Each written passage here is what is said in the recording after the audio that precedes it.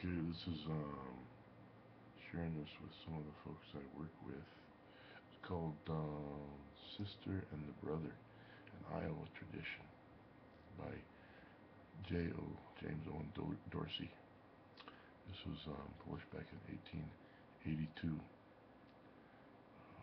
Once upon a time there was a man whose family consisted of himself, his wife, a daughter about 12 years old, and a son who was about 3 years younger than the daughter. These four persons dwelt by themselves. There were no other Indians near them. The man used to go hunting every morning, and in the evening he brought home the game which he had killed. One day the man killed his wife and hung her body up in a tree. Returning home, he told the children to go to a certain tree that was close to his lodge, and there they would find a piece of venison which he put on a stick to roast.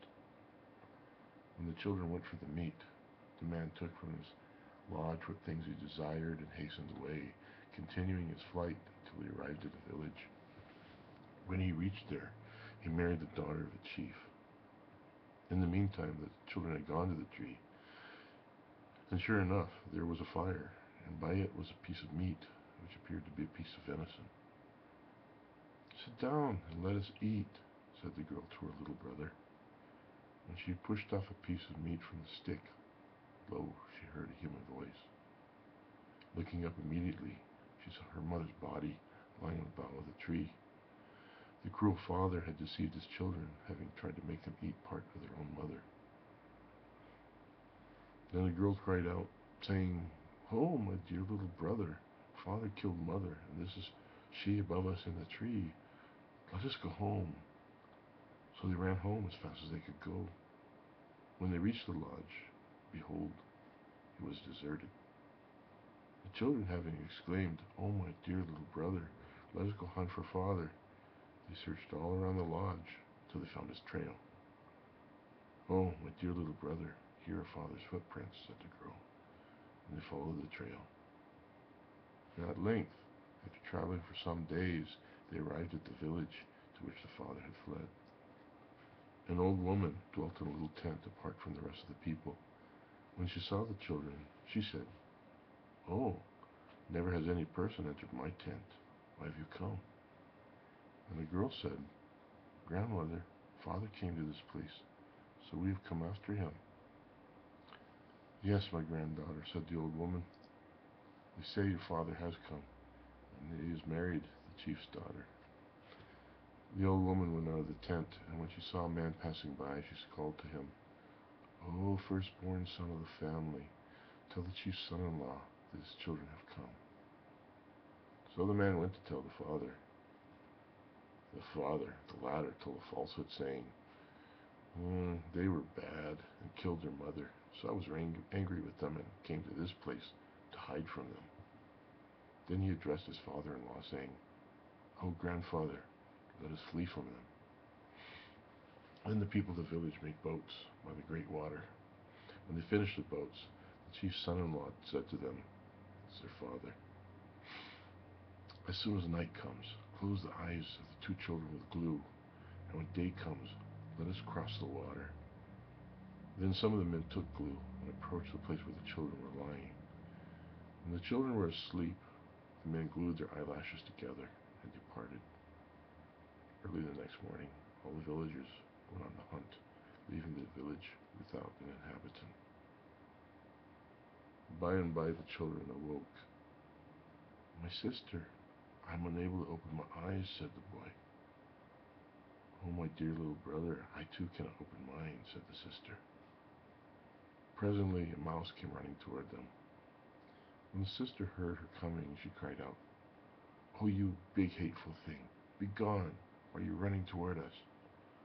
And the mouse replied, "Oh, well now, why do you talk in that manner? I have come to open your eyes by licking out the glue. Are you angry with me?" "Oh, my grandmother, I did not know that such was your intention. Open my brother's eyes first."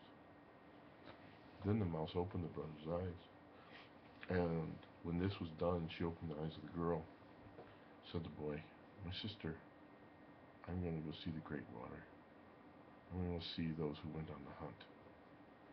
When he reached the shore, there was an old woman sitting on the sand. "Oh, dear little grandson, look beneath that on which I have been sitting." And when the girl had parted the grass for her brother, she said, "Oh, dear little brother, your grandmother's left a pile of provisions for us." And then they had plenty to eat. And the boy said, "Sister, make me a bow and bring me some reeds which will answer for arrows." And she brought him some. "Go to the place where the tents were and search for a feather," said he. And she came back with some feathers which she put on the arrows. When she had finished the bow, he said, "My sister, I'm going to hunt." And he killed a small blue bird with white spots on the feathers. He did not know the names of any of the animals, birds, and so on. So when he drew near the tent, he described this bird in a song.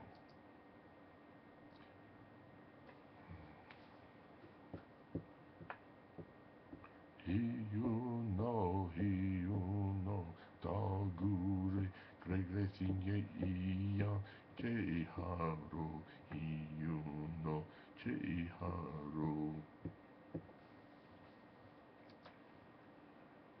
So it's kind of my sister, one spotted little thing I've killed, my sister I've killed.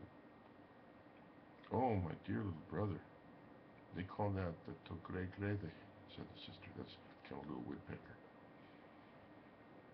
And the next day the boy went hunting again, and on his return with game he sang this way.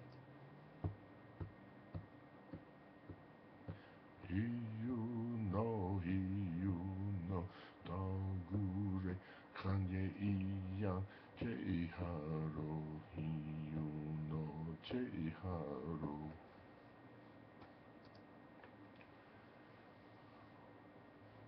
And he said, my sister, something big. I killed my sister. I've killed it."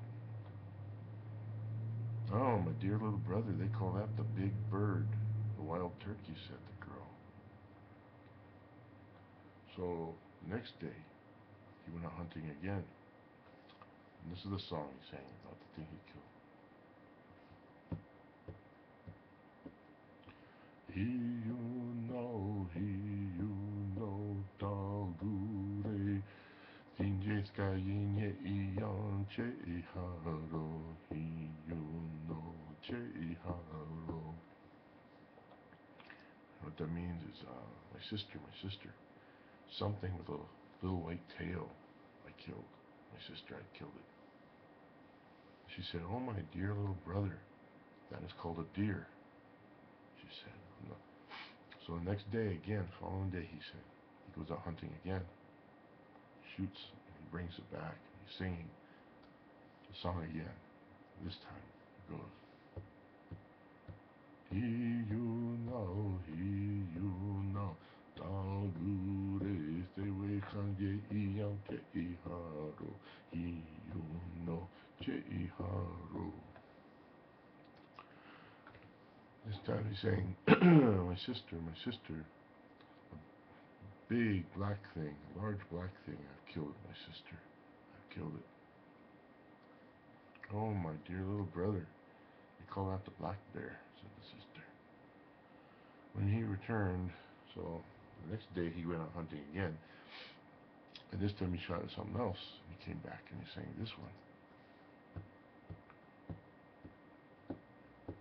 He you know, dagure hefe we kanje iyan che iharo, he you know che iharo. This time it says, my sister, something with large black horns I've killed. My sister, I've killed it. "Ah, my dear little brother, they call that the buffalo," she said. And when she had cut enough buffalo meat into strips for drying, they had an abundance of food this time. And so one more time he went out to go hunting with his bows and arrows. This time he sang this one when he came back, bringing some game. He you know, dagure, dinje niña iyanche iharo, iyunoche iharo. It says, my sister mine, my sister, something without a tail I've killed, sister mine, I've killed it. Oh, my dear little brother, that is called an elk, she said. When her brother went out of the lodge, he spied a man. So he cried out to his sister, "Oh, sister, a man with a robe with the hair on outside is leaning against a tree. Oh, my dear little brother, that is your brother-in-law. Go after him," said the sister. When the boy reached the man, he said to him, "Oh, brother-in-law, let us go to my sister." "Yes," said the man, "I have come to marry your sister." Then he went with them into the lodge and married that girl. And every day the little boy went out hunting with his sister's husband. And as they were good hunters, they never failed to bring home plenty of game, and they always had enough to eat. By and by, two men came to the lodge. They belonged to the party of villagers who had formerly lived there. He told her the condition of their people, saying, "The tribe is in a very bad state. We are suffering from hunger, and many of us have died." The girl cooked for the two men and gave them as much as they could eat. And then the boy told them to go back to their people and take this message. "Carry the news to the people. Let them come back. But let nothing be given to my father. My grandmother, who was kind to us, can have this side of buffalo meat. Give it to her." At length all the tribe returned to the former home, and the boy gave out food to all the people except his father. That's the end of that story.